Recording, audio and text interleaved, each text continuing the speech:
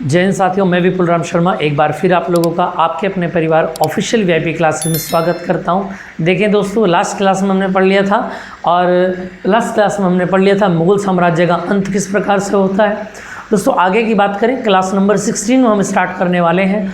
और दोस्तों आज का टॉपिक बहुत ही ज़्यादा गर्व से भरा हुआ है हम भारतीयों के लिए। दोस्तों काफ़ी लंबे टाइम के बाद एक ऐसा काल का उदय हुआ जिसने क्या किया, हिंदुओं का, मराठाओं का, दक्षिण भारत में उपस्थित सभी लोगों का सिर क्या कर दिया, फ़ख्र से ऊंचा कर दिया। और जब जब इस वंश का नाम आता है हमारा सिर क्या हो जाता है दोस्तों, फ़ख्र से ऊंचा हो जाता है। और वहाँ पर एक नाम आता है छत्रपति शिवाजी महाराज, जिनका उदय कहाँ पर हुआ, याद रखेंगे आप, मराठा साम्राज्य की उन्नति से। तो दोस्तों बात करते हैं मराठा साम्राज्य के बारे में। यहाँ से बात स्टार्ट करते हैं। मराठा साम्राज्य, अगर इस साम्राज्य के उदय की बात करें, ठीक है, तो याद रखेंगे आप, क्या बात याद रखेंगे, देखेंगे जरा, ये देखो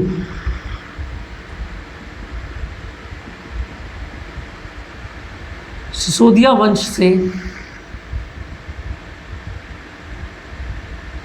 संबंध रखते थे। ठीक है भैया, देखो जब मुगलों ने देखा कि राजस्थान का जो एरिया है ना, उस राजस्थान के एरिया में जितने भी राजा महाराजा हैं उनको भी क्या करना चाहिए, अपने लपेटे में लेना चाहिए। तो उन्होंने क्या करा, एक एक करके अपने राजदूत जो थे, जो सेनानी थे, वो एक एक करके यहाँ पर भेजने स्टार्ट कर दिए। और आप याद रखेंगे 90% राजस्थान को अपने अंडर में ले लिया, बात बस्ती केवल इस 10% की। और ये 10% में कौन रहते थे, याद रखना आप, सिसोदिया वंश के लोग रहते थे। किसके लोग रहते थे, सिसोदिया वंश के। इसको ऐसे लिख लेंगे आप, सिसोदिया वंश के लोग रहा करते थे। समझ में आ रही है बात। तो याद रखना यहाँ के प्रमुख जो लोग थे वो कौन थे, एक तो थे सज्जन सिंह,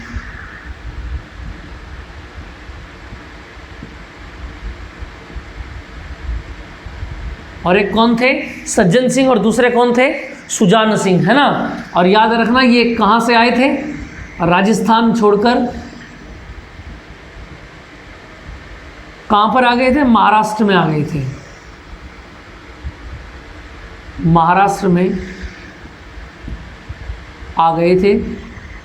और याद रखना महाराष्ट्र में इनको कौन मिलेगा भैया, आते ही मालोजी। कौन मिलेंगे, मालोजी। अब अगर पूछा जाएगा मालोजी कौन है, तो आपको याद रखने के लिए मैं बता देता हूँ ये कौन है मालोजी। याद रखना ये छत्रपति शिवाजी के दादाजी हैं। इतनी बात समझ में आ रही है। जब राजस्थान से छोड़कर कौन, सिसोदिया वंश के लोग सज्जन सिंह और सुजान सिंह रातों रात कहाँ गए, महाराष्ट्र में आ गए। और महाराष्ट्र में आते इनको कौन मिलता है, मालोजी मिलता है। और मालोजी कौन है, याद रखना, छत्रपति शिवाजी के दादाजी हैं, ठीक है। और इन्हीं के पुत्र की अगर हम बात करें, मालोजी के अगर पुत्र की बात करें, है ना, तो याद रखना शाहजी भोसले। भाई ये अगर दादा हुए तो ये कौन लगेंगे, छत्रपति शिवाजी के पिता। याद रहेगी इतनी बात, क्या नाम आया, शाहजी भोसले। और याद रखना इनकी 2 पत्नियां थी, शाहजी भोसले की कितनी थी, 2 पत्नी थी, ठीक है। कौन कौन थी, याद रखना, एक तो थी भैया जीजाबाई, और दूसरी थी तुकाबाई। ये प्रथा हुआ करती थी पहले, 2 से ज़्यादा, 1 से ज़्यादा पत्नियां रखना, है ना। आज के टाइम में तो एक ही संभाल लो, वही बहुत बड़ी बात है। समझ में आ रही है बात। चलो, तो कहने का, और उसमें भी कोर्ट कचहरी के बहुत सारे पंगे होते हैं। चलो, पहले ऐसा कुछ नहीं था, है ना। तो देखें जरा क्या नाम सामने आया, जीजाबाई और तुकाबाई, ठीक है। ये बात आप याद रखेंगे। अगर हम जीजाबाई की बात करें तो जीजाबाई के पुत्र कौन थे, याद रखना, छत्रपति शिवाजी। छत्रपति की उपाधि इनको बाद में मिलेगी, फिलहाल यहीं से लेकर के चलेंगे। लेकिन हम छत्रपति शिवाजी, ये बात आप याद रखेंगे। और बात करें हम तुकाबाई की, तो तुकाबाई में कौन, किन पुत्र का नाम क्या था? इनका नाम था एकोजी राजे। क्या नाम था? एकोजी राजे। बात समझ में आ रही है? तो यहाँ से इतनी बात आपको क्लियर आ गई कि छत्रपति शिवाजी की एंट्री कहाँ से होती है, याद रखना। पिताजी का नाम शाहजी भोसले, उनके भी पिताजी का नाम हनुमानलाल जी, और माता का नाम कितना है? जीजाबाई, जिसके ये पुत्र हैं। और इनका सौतेला भाई कौन है, यानी सौतेली माँ तुकाबाई का जो पुत्र है वो कौन है? एकोजी राजे। यानी ये कैसे हो गए, इनके सौतेले भाई हो जाते हैं। बात समझ में आ रही है? चलो, इनके बारे में ज़्यादा जानकारी नहीं मिलेगी क्योंकि कुछ खास नहीं हुआ है, लेकिन इनके बारे में पूरा साम्राज्य, पूरा का मराठा इनके ऊपर चलेगा। समझ में आ गई बात? चलें जरा अब आगे की बात करते हैं। चलो जी, बात स्टार्ट करते हैं शिवाजी से। देखेंगे जरा आप लोग,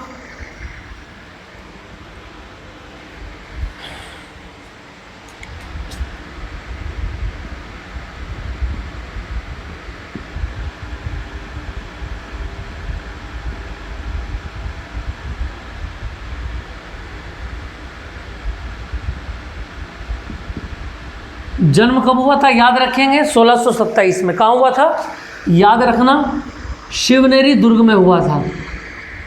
और ये दुर्ग कहाँ पर है? महाराष्ट्र में। ये बात आप याद रखेंगे। देखो बस, तो अगर बात करूँ 1627 में ये पैदा हुए थे, और उधर गद्दी पर कौन बैठ गया था दिल्ली में, जल्दी से बताओ। मैंने आपको पढ़ा दिया सब कुछ, है ना? तो आपको चीज़ें याद होनी चाहिए। यहाँ पर जन्म हुआ छत्रपति शिवाजी का, और दिल्ली की गद्दी पर कौन विराजमान हो जाते हैं 1627 में? अगर हम बात करें, जल्दी से बताएं, कौन बैठे थे? शाहजहां। 1627 से 1658 तक बैठेंगे, और 58 में एंट्री हो जाएगी किसकी? औरंगजेब की। औरंगजेब का बहुत बड़ा ताल्लुक रहा है इस मराठा साम्राज्य से।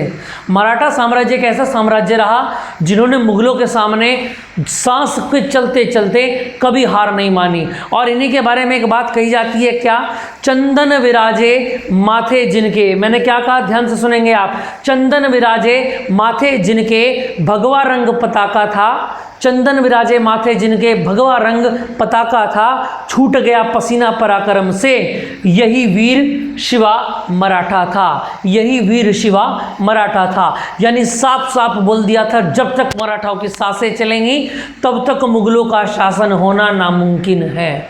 ये कहा गया था मराठाओं की ओर से। इस आवाज़ को बुलंद किया गया छत्रपति शिवाजी की ओर से, जिसका सपोर्ट मिला पूरे के पूरे मराठाओं से। जय मराठा, है ना? ये बात आप याद रखेंगे। तो ये काल एक ऐसा, बहुत लंबे टाइम के बाद एक ऐसा साम्राज्य आया जिसने क्या करा, हमारे गौरव को बढ़ाया, भारत देश के गौरव को बढ़ाया, और एक भगवा रंग का नाम दुनिया में ऊंचा कर दिया, सिर्फ अपने पराक्रम की वजह से। ये पराक्रम की तो है जो ये सब जाने रहे हैं, जिनके बारे में आज भी हम पढ़ रहे हैं। अगर ये ऐसा ना करते तो आप, हम और इनके बारे में क्यों पढ़ते? ये समझने वाली बात है ना? चले आए आगे। अब बात करें आगे, जन्म हो जाता है 1627 में, और दिल्ली की गद्दी पर आ जाते हैं शाहजहां। चलो जी, आगे की अगर मैं बात करूं, संरक्षक की बात अगर हम करें, संरक्षक यानी बॉडीगार्ड आप इसको कह सकते हैं। और बॉडीगार्ड कौन थे?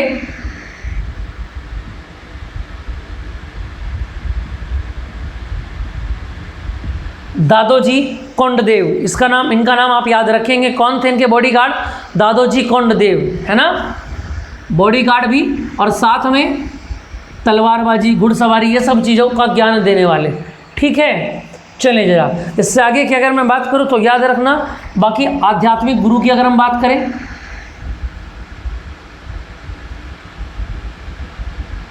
आध्यात्मिक गुरु यानी जिन्होंने इन्हें रामायण, महाभारत, वेद पुराण के बारे में जानकारी दी, तो नाम याद रखना, समर्थ गुरु रामदास। इस बात को आप याद रखेंगे। ठीक है, और इनके समय में जो संत हुए, इनको भी आप नोट करेंगे, इनके समय के संत। देखना जरा इनके समय में कौन कौन से संत हुए। अगर मैं बात करूं रामदास,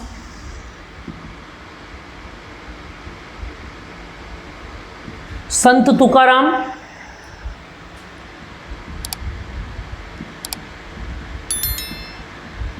वामन पंडित, और नाम आ जाता है किनका, एकनाथ का। ये कौन थे याद रखना, जिनका कार्य क्या था, दक्षिण भारत में धर्म का प्रचार और प्रसार इन लोगों ने किया, है ना। या आप ऐसा कह सकते हैं क्या कि भक्ति आंदोलन इन्होंने आरंभ किया, है ना। कोई शिव जी को मानने वाला है, कोई राधा कृष्ण को मानने वाला है, कोई राम का भक्त है, वो सभी के सभी काउंट हो जाते हैं भक्ति काल में। प्रमुख कौन थे, 4 थे, याद रखेंगे आप, रामदास, संत तुकाराम, वामन पंडित और एकनाथ। इनमें से पूछा जाएगा कि वाह एकनाथ जो संत हैं वो किस काल में हुए, किसके समय में हुए, तो आप याद रखेंगे किसके समय में हुए, इन्हीं के समय में, छत्रपति शिवाजी के समय में। ये प्रमुख भक्ति आंदोलन के 4 प्रमुख चेहरे थे, इनको आप याद रखेंगे। चलें जरा आगे की बात कर लेते हैं। चलो भैया, बचपन में शेर से भी लड़ गए थे, ऐसा भी कहा जाता है। समझ में आ रही है बात। अपने कौशल और पराक्रम का परिचय बचपन से इन्होंने देना स्टार्ट कर दिया था। और बात करें छत्रपति शिवाजी,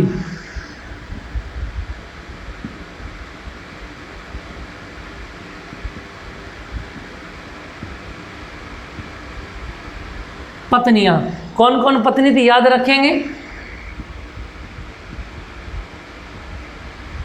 साईबाई, और कौन थे, सोयराबाई। इनमें से एक एक करके उत्तराधिकार गद्दी पर बैठेगा, देखेंगे अभी आगे बताऊंगा आपको। और थर्ड होती थी पुतलीबाई। आप समझ रहे हैं मेरी बात को। इनमें से एक एक करके उत्तराधिकार गद्दी पर बैठेंगे, पहले इनके लड़के और फिर इनके पुत्र। समझ में आई बात। चलें जरा, पत्नियां समझ में आ गई भैया। 3 पत्नियां इन्होंने शादी, मैंने बताया ना उस समय रिवाज होता था। समझ में आ रही है कि राजा एक से ज़्यादा विवाह करेगा ही करेगा। ठीक है, चलें आगे की अगर हम बात करें, और याद रखना इनका जो राज्याभिषेक है, राज्याभिषेक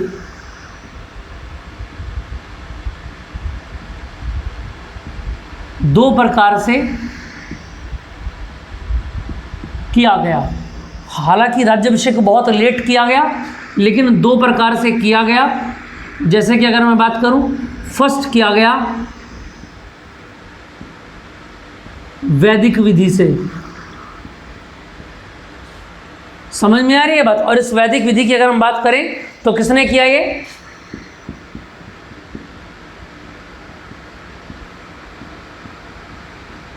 गंगा भट्ट द्वारा। और अगर हम सेकंड विधि की बात करें तो सेकंड किया गया था तांत्रिक विधि से। बात समझ में आ रही है बच्चा। और देखिए जरा, तांत्रिक विधि से किसने कराया था,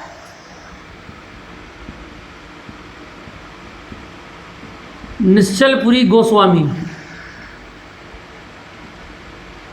निश्चलपुरी गोस्वामी ने यह कराया था। इनको नाम आपको याद रखेंगे। ये वैदिक विधि से था और ये था तांत्रिक विधि से। समझ में आ रही है बात। चलो जी, क्लियर हो गई बात। इससे आगे की बात कर लेते हैं। देखें जरा आगे, अब बात कर लेते हैं छत्रपति शिवाजी के अभियान कौन कौन से थे, है ना भैया। क्या क्या इन्होंने जीता और क्या क्या इन्होंने उस समय अपनी प्रजा के लिए, अपनी प्रजा की सुरक्षा के लिए गवाया। ठीक है, तो देखेंगे जरा, अगर हम शिवाजी के अभियान की बात करें,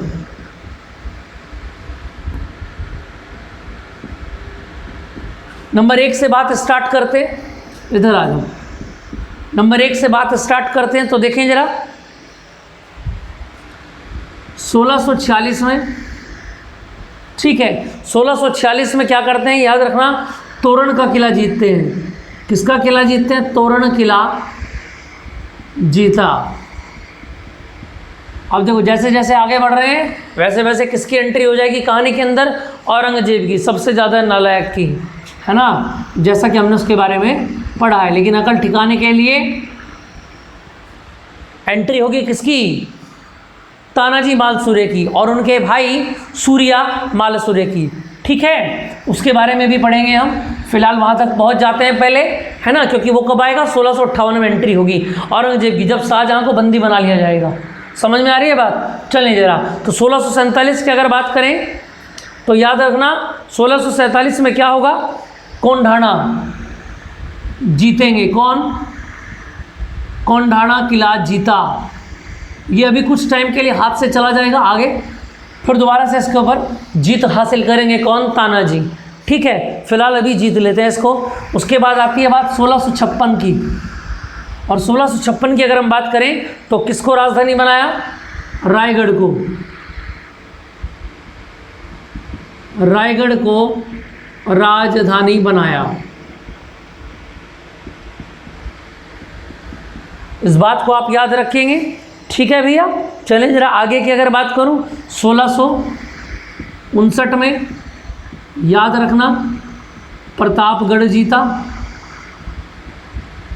ठीक है, नंबर 5 की अगर मैं बात करूं तो 1664 में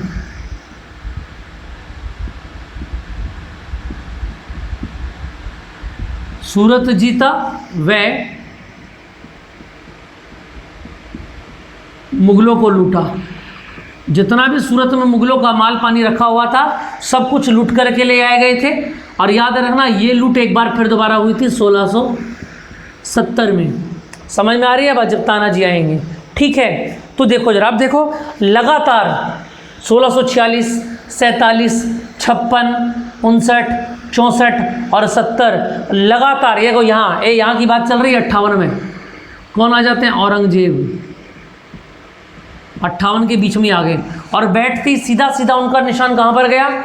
उनका दिमाग गया कहाँ? मराठाओं की ओर, महाराष्ट्र की ओर। और उन्होंने देखा कि एक ऐसा अजीब बंदा है जो लगातार जीतता हुआ ही आ रहा है और किस तरफ को बढ़ता जा रहा है? दिल्ली की तरफ को।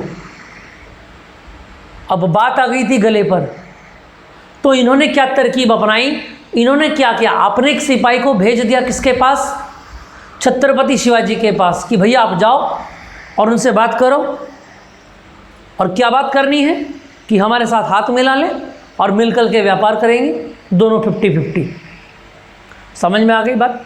इस बात को नकार दिया किसने? छत्रपति शिवाजी ने। और कहा जाता था उनकी बहुत ज़बरदस्त तरीके से मूछें और दाढ़ी हुआ करती थी, और मूछों पर हाथ फेरते हुए उन्होंने तकल्लुफ़ कर दिया कि भैया निकल जाओ यहाँ से, हमको किसी औरंगजेब की कोई बात नहीं सुननी है ना, हमारा दिमाग गर्म है और हम अपने हिसाब से काम करेंगे।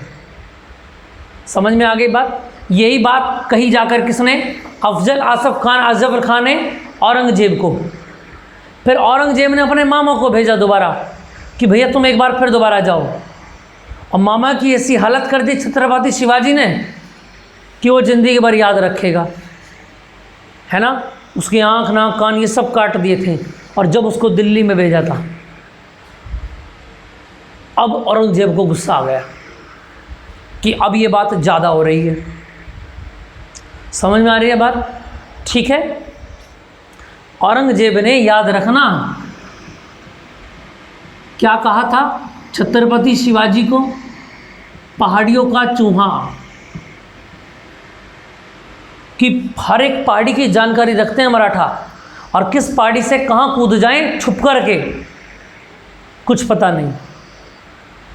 और इस बात को मुगलों ने मरते दम तक याद रखा कि हाँ, एक मराठा आया था जिसने सब कुछ तहस नहस कर दिया था, और जिसका नाम क्या था? छत्रपति शिवाजी। आगे की संतान भी बिल्कुल इसी गौरव के ऊपर चलेंगी और लगातार अपना जीत का प्रक्रम साबित करती रहेंगी। तो बात कर लेते हैं 1664 और 70 में सेम चीज़ें होती हैं। ठीक है, चलें जरा 1665 की अगर मैं बात करूं, इसको 1670 को मैंने याद करने के लिए लिखा है। बात आ जाती है नंबर 6 1665 की। तो 1665 में क्या हो जाता है? याद रखना, पुरंदर की संधि हो जाती है कारणवश।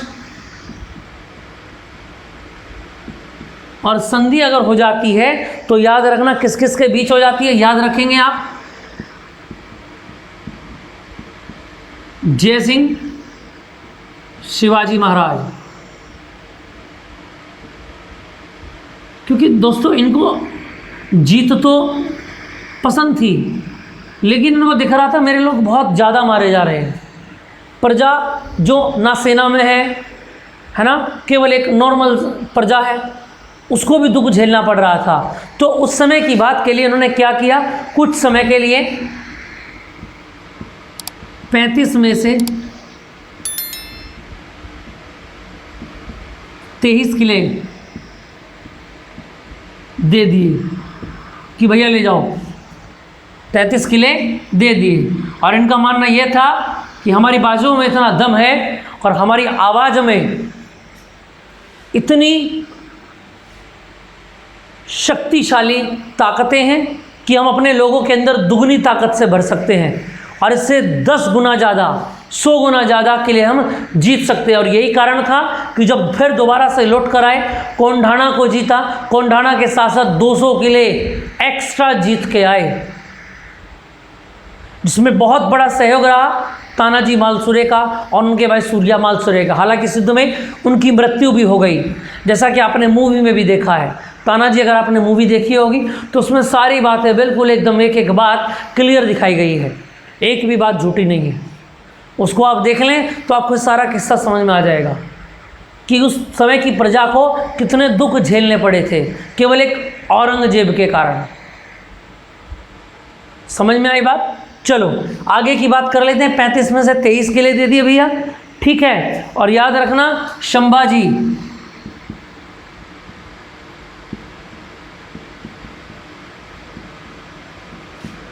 को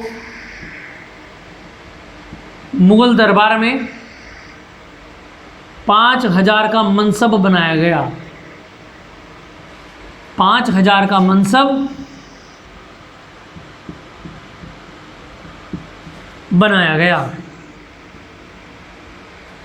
23 किले जाने के बाद सारी प्रॉपर्टी तो मुगलों के हाथ में आ गई थी। समझ में आ रही है? इनके पास क्या था? केवल अपने आदमी, बाकी कुछ नहीं था।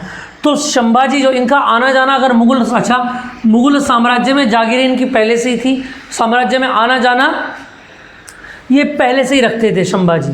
समझ में आ रही है बात? 5000 का क्या बना दिया गया? मनसब बना दिया गया, ठीक है। चले जरा, और याद रखना, और इस मनसब के बाद बीजापुर के खिलाफ क्या आरंभ हो गया? आंदोलन आरंभ हो गया दक्षिण की ओर।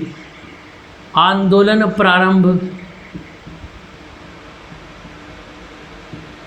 हो गया।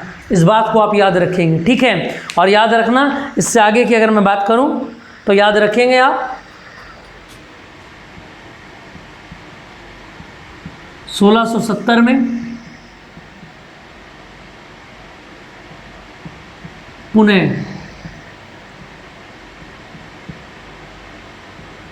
कोंढाणा जीता। किसकी मदद से? याद रखेंगे आप,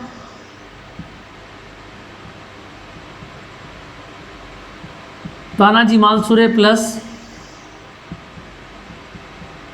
इनके भाई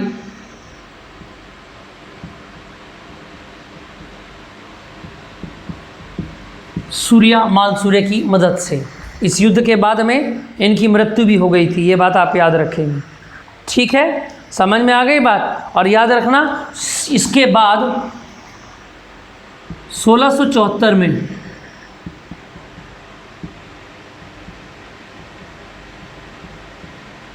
शिवाजी ने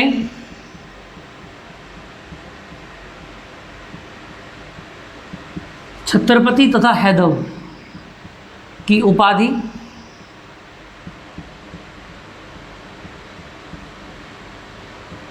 ग्रहण की। ये बात आप याद रखेंगे। और याद रखना 1674 में क्या किया गया? राज्याभिषेक किया गया, जैसा कि मैंने आपको बताया है। पूरे जीवन काल लड़ने के बाद सबसे आखिर में, इसके 6 साल के बाद इनकी मृत्यु हो गई थी।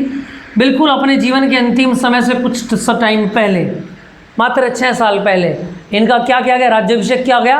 और 2 विधियों से किया गया, ये मैंने आपको बता दिया, वैदिक, ठीक है, और दूसरा क्या किया गया? तांत्रिक विधि से। क्लियर हो गई बात? चलें जरा इससे आगे की बात कर लेते हैं। चलो जी, अब छत्रपति शिवाजी के बारे में एक्स्ट्रा बात और कर लेते हैं, जहाँ से सवाल हमारा बन सकता है। मुझे लगता है आपको चीज़ें समझ में आ रही होंगी। बाकी कोई दिक्कत है तो आप कमेंट कर सकते हैं, है ना, उसमें हम बदलाव कर सकते हैं जो भी आप लोग चाहते हैं, या जिस चीज़ के बारे में आप और एक्स्ट्रा चाहते हैं हमारी ओर से, हमारी टीम की ओर से, उसमें हम परिवर्तन कर सकते हैं। देखो बच्चा, आपके लिए सब कुछ हो रहा है, और अगर आपके ही हिसाब से काम ना हो तो फिर बेकार है। ठीक है, चलें आगे की अगर मैं बात करूं तो याद रखेंगे आप,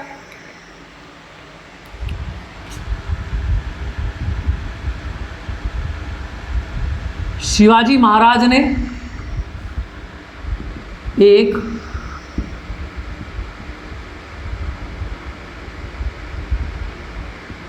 अष्टदिग्गज का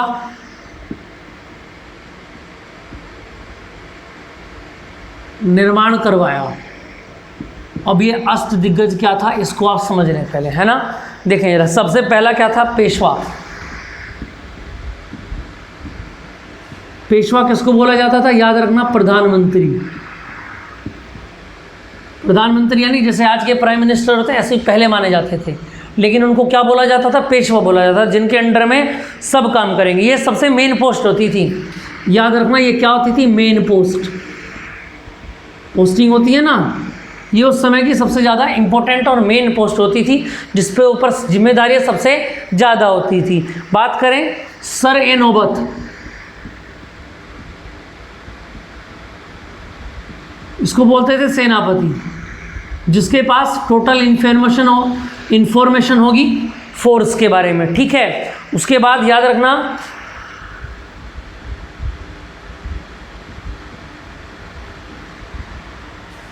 क्या नाम बताया गया, मोमदुआर। ठीक है, और इनको आमत्ते भी बोला जाता था।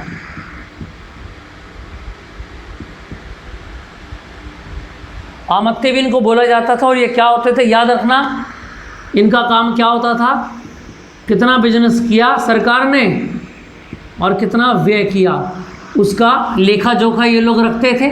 समझ में आ रही है बात। चलें आगे की बात कर लेते हैं। एक होती थी जुडिशरी, जिसको हम क्या बोलते हैं, न्यायाधीश। नंबर 5 की अगर हम बात करें तो क्या होता था, सदर।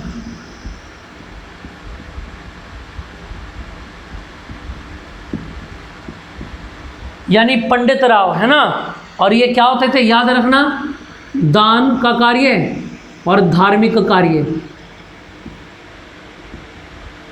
समझ में आ रही है बात। सदर पंडित राव कौन थे, जिनके पास किसका काम होता था, दान का भी काम होता था, और याद रखना धार्मिक काम भी होता था। नंबर 6 की अगर ये अष्टदिग्गज थे, याद रखना आप, नंबर 6 की बात करूँ तो दबीर। समझ में आ रही है बात। और क्या होता था, सुमंत बोलते थे।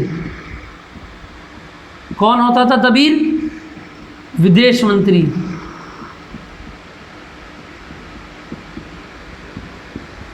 आज के टाइम में होते हैं ना, वैसे ही सुमंत बोला जाता था इनको। आगे बात करें अगर हम,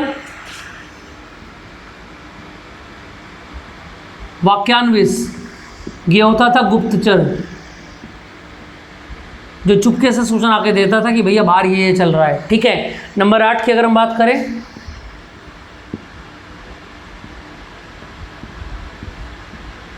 शुरूनवीस। ठीक है, और शुरूनवीस कौन होता था, पत्राचार, पत्र लिख करके भेजने वाला। इस राजा को ये पत्र भेजना, उससे ये पत्र आना, ये काम होता था किसका, शुरूनवीस का। 8 पोस्टिंग बताई गई, कौन कौन सी, पेशवा, सरे नौबत, मोमदुआर, न्यायाधीश, सदर, दबीर, वाक्यान्विश और शुरूनवीस। इतनी बात आपको समझ में आ रही है, इतनी बात क्लियर हो रही है भैया। चलो ये बात समझ में आ गई होगी आपको। और ये अष्टदिग्गज बताए गए शिवाजी महाराज के। इससे आगे की बात करते हैं, देखें जरा।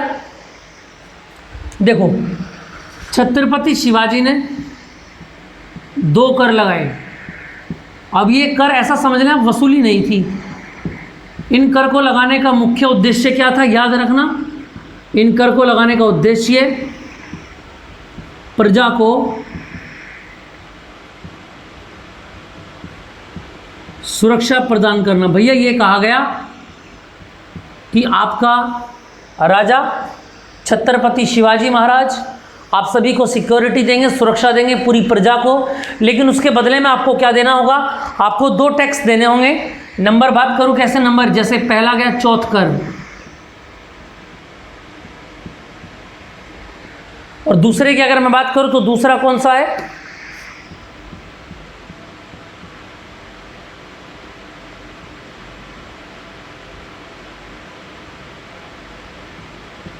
सरदेशमुखी कर। अगर चौथ कर की बात करें तो कमाई का कितना हिस्सा देना होगा, 1/4, और सरदेशमुखी क्या था, अपनी फसल का 1/10 हिस्सा क्या करना होगा, दान करना होगा।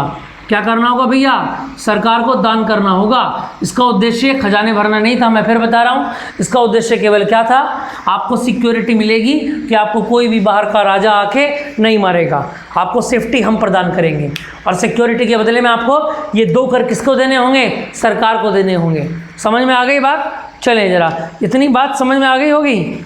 इससे आगे की बात अगर हम करें, चलो यहाँ तक शिवाजी महाराज कंप्लीट हो जाता है, और याद रखना 1680 में मृत्यु हो जाती है।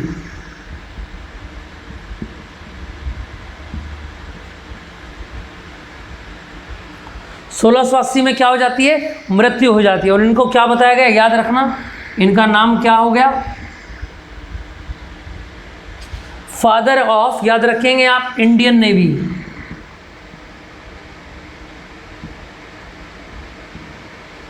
और याद रखें यही कारण है कि हाल ही में INS जो अभी जहाज बना है INS विक्रांत, उसके बनने के साथ साथ जो इंडियन नेवी का झंडा हुआ करता था, ध्वज हुआ करता था, उस पे से ब्रिटिश हॉलमार्क को हटा दिया गया है और प्रतीक लगा दिया गया है किसका, छत्रपति शिवाजी महाराज का। क्यों? क्योंकि याद रखना, छत्रपति महाराज शिवाजी को क्या कहा जाता है, फादर ऑफ इंडियन नेवी कहा जाता है। ये बात आप याद रखेंगे, यानी समुद्री सेनापति। ठीक है, समुद्री सेनापति, ये बात आप याद रखेंगे। क्लियर बात समझ में आ गई? यहाँ तक की बात आपको क्लियर है? चलो, इतनी बात समझ में आ गई होगी। इससे आगे की बात करते हैं। बस भैया आज केवल इतना ही रखेंगे। इससे आगे की क्लास में हम नेक्स्ट पढ़ेंगे कि शिवाजी महाराज के बाद उनकी गद्दी पर 1680 में कौन विराजमान होता है और किस तरीके का शासन करता है। दोस्तों, इसी तरीके से हमारे साथ जुड़े रहिए। आपका बहुत प्यार हमको मिल रहा है, जिससे हम और ज़्यादा लेक्चर बनाने के लिए मोटिवेटेड होते रहते हैं। जय हिंद, जय भारत।